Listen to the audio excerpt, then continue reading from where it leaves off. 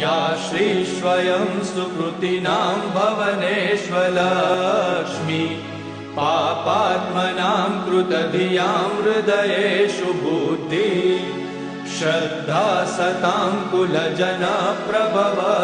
लज्जा तां त्वां नता स्म परिपालय देवि विश्वम् किं वर्णयाम तव रूपमचिन्त्यमेतत् किं चातिवीर्यमसुरक्षयकारि भूरि किं चाहवेषु चरितानि तवानियानि सर्वेषु देवसुरदेवगणादिकेषु हेतु समस्त जगतां त्रिगुणापि दोषे